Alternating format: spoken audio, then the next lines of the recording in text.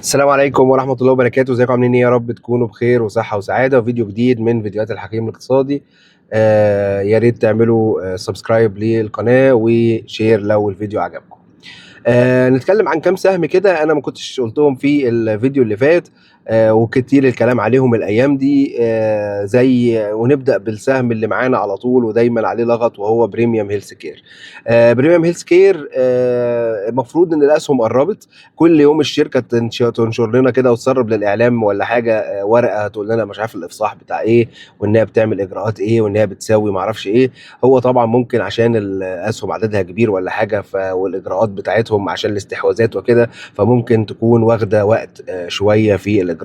ولكن غالبا خلاص، وخلال اسبوعين ثلاثه بالكتير جدا هتكون الاسهم نازله للسوق. وزي ما قلنا ان هو غالبا هيعمل زي الديجيتايز، وهو مع نزول الاسهم السوق السهم هيتنقل للسوق الاسهم النشطه ويسيب بورصه النيل. ودي على فكره حاجه انا مش شايفها نقطه، يعني هي نقطة إيجابية طبعا في المدى الطويل، ولكن في المدى القصير هي نقطة قد تكون مش إيجابية، لأن السهم بعد ما كان مقيد ب 10% هيبقى 20%. وأنا زي ما أقول لكم، أنا من الناس اللي متوقعة إن السهم يقابل هبوط كبير مع أول أيام التداول لما ينزل عدد الأسهم الكتير ده للناس، لأن في ناس كتير جدا اشترت بالحق بمليم واثنين وثلاثة لغاية 10 مليم، لغاية قرش، والسهم ب 10 قروش، يعني واقف عليها السهم ب 11 قرش. السهم سعره دلوقتي يقول 180 قرش، يعني لو قلنا يا عم ان هو وصل لغايه 15 قرش فهو كسبان حوالي 40%. فمين اللي هيشوف 40% على الشاشه وهيسيبها؟ يعني خلينا نتكلم بالمنطق. انا يا جماعه معايا السهم والله العظيم، ومعايا عدد كبير فيه كمان، ولكن انا بكلمك بمنطقيه. يا ريت يا عم السهم في اول يوم تداول يوصل 50 قرش. يعني انا من الناس اللي لو شاف مكسب 40 50% على يوم التداول ده هبيع، طبعا هبيع بلا تردد. 30% هبيع بلا تردد. اقل من كده ممكن ابيع جزء واخلي جزء، لان انا عارف ان السهم ان شاء الله بعد ما ينزل هيرجع يتعافى ويطلع تاني، ولكن هياخد بعض من الوقت وقد يطول هذا الوقت. طيب نيجي لنقطة تانية كده. بريميوم هيلث كير الخليجيه والله عمل شغل كويس امبارح، والسهم يعني يعتبر وصل 20% في 20%، 23% ورا بعض. ولكن زي ما قلنا ان اي واحد لسه شاري السهم فوق ال 4 جنيه يعتبر ما شافش لسه فلوسه على الشاشه، لان السهم طبعا عمل بالانس فظيع من 4 وربع ولا 4 ونص لغايه 3 وربع. فلكن اللي شاري 3 وربع يعتبر طبعا كسبان شويه. طيب الحق اللي بيقول لك اشتريه دلوقتي ولا هيغلى ولا هيوطى، للاسف يا جماعه الموضوع بيبقى تحت تصرف الميكر 100%. ولكن النظريه العامه انا ممكن اقولها لك، اقول لك ان الكل لما الحق بيبقى سعره ما بيجريش يبقى مسيطر عليه، مش بيجري او بينزل حتى على طفيف كده، والسهم نفسه سعره كويس، بحيث ان انت لو جمعت سعر الحق على سعر الاشتراك في الاكتتاب بقى بعيد عن سعر السهم السوقي، ده بيدي جاذبيه للناس ان هي تخش الاكتتاب. وزي ما ناس كتير بتسالني بتقول لي هو ازاي الحق ب 50 قرش والاشتراك ب 50 قرش؟ يعني ادفع جنيه او جنيه وبريزه واخد سهم ب 2 جنيه على الشاشه؟ ما انت يا سيدي الفاضل انت بتاخد السهم اللي انت شايفه دلوقتي ب 2 جنيه، لكن خد بالك ده لسه بعد ما الباب الاكتتاب يقفل السهم يقعد 3 شهور لغايه ما اسهمك تنزل. فعمال ما ينزل 3 شهور انت الله اعلم السهم ده يبقى بكام، ممكن يبقى بجنيه، ممكن يبقى ب 4 جنيه، الله اعلم.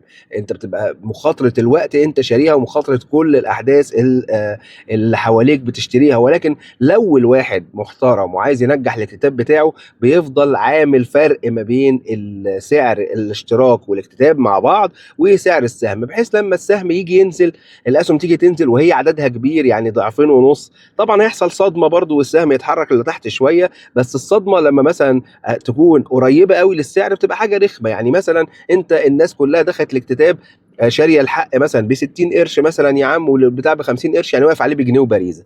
لما يجي الاسهم تنزل ما يكونش السهم مثلا بجنيه وربع ولا بجنيه و30 قرش ولا بجنيه ونص حتى، عشان الاسهم هتنزل هتروح فرمال تحت يوصل لقرب سعر الاكتتاب. يبقى اللي قعد وصبر معاك واداك فلوسه وصبر بالشهرين والثلاثه والاربعه، انت بتعامله زي واحد لسه واخد السهم النهارده ولا عبرك ولا عمل فيك حاجه. فدي الشركات المحترمه اللي هي بتخلي الناس اللي عملت الاكتتاب وعملت زياده راس مال ودفعت للشركه فلوس عشان تتوسع وتبقى حلوه وجميله وتنقذها من الافلاس والقرف، تحافظ عليهم. فهو سهل جدا ان هو يجري بالسهم نفسه، لان الاسهم عدد اسهم الخارجيه مش كبير، المتاح للتداول تقريبا 30 40% ومن 60 مليون، حاجه بسيطه في الجنيهات اللي هو بيتكلم فيها دي.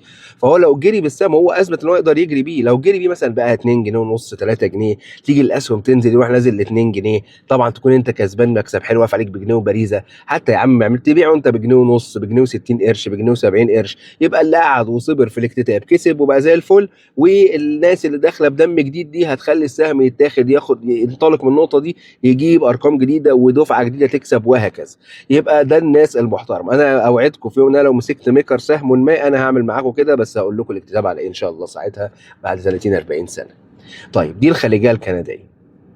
طيب نيجي للنيل للادويه، اداء كويس جدا بعد ما السهم طلع والاكتتاب طلع شويه برده سيبته والدنيا ثابته شويه في قطاع الادويه كله، لان لازم تاخد نفسها، الاسهم كلها عامله رالي كبير جدا، لازم تهدي وتاخد نفسها. ولا زلت انا بقول ان العربيه من الاسهم الكويسه اللي لسه فيها طلوع ان شاء الله، ومنفيس طبعا ممتاز، كلهم ممتازين، ولكن انا بفضل العربيه. النيل اللي عايز يخش كتاب النيل، الراجل اثبت مرتين ثلاثه ان هو راجل محترم وبيكسب، وزي ما كنت بحكي في القصه اللي فاتت ان هو بيكسب الناس اللي بتدخل معاه الاكتتاب، وحتى لو الاسهم نزلت بينزل شويه بيتفاعل بعد كده ويكسبك ويخلي السهم واخد اب ترند ومش بينزل يعمل حركات القذره اللي بيعملها بقيه الاسهم. شوفوا منفيس للادويه كان عامل تقريبا سهمين لكل سهم، ومع نزول الاسهم السهم تقريبا ما نزلش، يا دوب بس لمس ال 44 و45 وبعد كده 50، وبعد كده شوف النهارده منفيس بكام، ب 132 ولا 130 جنيه. شايف عامل قد ايه بعد نزول اسهم الاكتتاب؟ شوف بعد نزول اسهم الاكتتاب اللي كان داخل اصلا من الاول كسبان، ده مكسب فوق المكسب للناس اللي كانت في منفيس. فان شاء الله النيل يعمل نفس الحركه ويؤدي اداء كويس جدا. ايه تاني كنت بتسالوا عليه؟ كنت بتسال واحد سالني على جولدن تكس، وكنت بصيت عليها. جولدن تكس للاصواف هي شركه غامضه وقامطه الصراحه، يعني شركه كده شكلها كده ناس منهم فيهم ومش عايزين يدخلوا حد غريب، والسهم طبعا تداوله ضعيف جدا وبيطلع بعنف وبينزل بعنف، وكان طبعا طلع من انا فاكر جولدن تكس ده انا كنت شاريه ب 17 ولا 18 جنيه وبعته ب 25 جنيه وبعد كده ما شفتوش تاني. البنك مصر عنده حصه، وكان لما قال بنك مصر ان هو هيتخارج من كذا شركه كان السهم حصل عليه تداول كويس وكان صعد. ولكن الغريب ان الشركه بتقترض من المستثمر الرئيسي. يعني لو الشركه دي عايزه تعمل جيم على السهم او عايزه تعمل رالي على السهم كانت هتعمل ايه؟ كانت هتعمل اكتتاب زياده راس مال، تقسيم السهم، الحركات اللي احنا عارفينها بتاعت الميكرات دي اللي بتعمل رواج على السهم وتخلي السهم وتلم حوالين الناس وتخلي السهم يطلع. ولكن هي ما عملتش كده، هي بتقول لك ان الشركه اقترضت من المستثمر الرئيسي ما اعرفش 1.5 مليون دولار عشان تتوسع. فكده يعني الحاجات دي هتنعكس على نتائج اعمال الشركه، والشركه ما بتوزعش ارباح خالص تقريبا، حجز الارباح ما بتوزعهاش. فهي بصراحه شركه غامضه وقامطه. لو انت عندك معلومه ان السهم هيطلع قشطه، لكن انا يعني بدراسه السهم كده بالاجواء المحيطه بيه انا مش شايف ان هو هيعمل اي حاجه، لانه لو ناوي كان زي ما قلت لكم عمل الحركات بتاعته.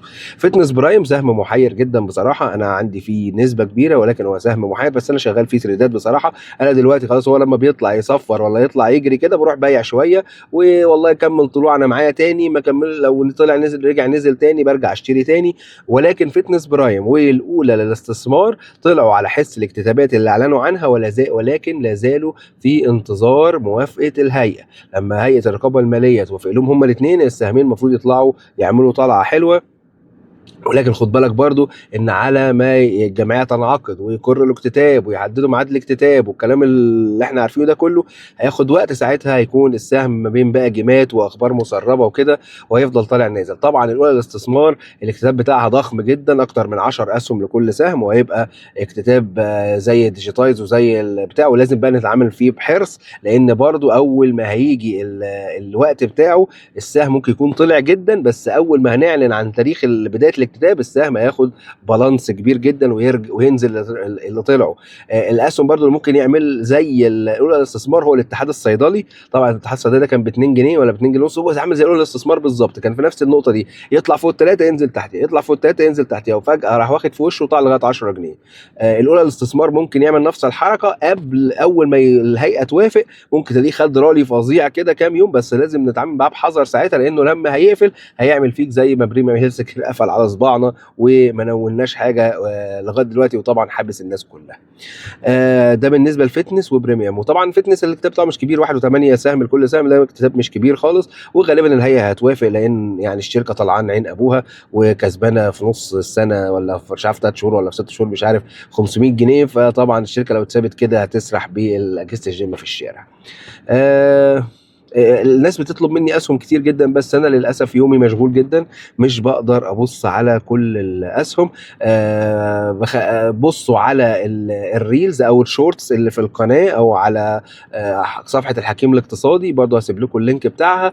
هتلاقوا عليها ريلز او شورتس كده بشرح فيها الحاجات الاساسيه، بعيد بقى عن اسهم السوق، بعيد عن الحاجات دي بيبقى هدفها تثقيف بس، زي القيمه الاسميه والقيمه العادله والقيمه الدفتريه والاكتتابات والتوزيعات المجانيه، الكوبونات، تاثيرها على الاسهم وما اعرفش ايه. انا هدفي كله ان انا ازود دماغك، اخليك تفكر صح، بعيدا عن ان انا اقول لك اشتري السهم الفلاني واشتري السهم العلاني، لان لو انا اصبت النهارده هغلط بكره، ولو غلطت النهارده بكره هصيب بعده. انت لو حبيتني النهارده تكرهني بكره، ولكن لما انا ازود ثقافتك او اقول لك على حاجه تنفعك او حاجه انت تستخدمها هتحبني على طول. يا رب دايما يديم المحبه ما بيننا، وسلام عليكم.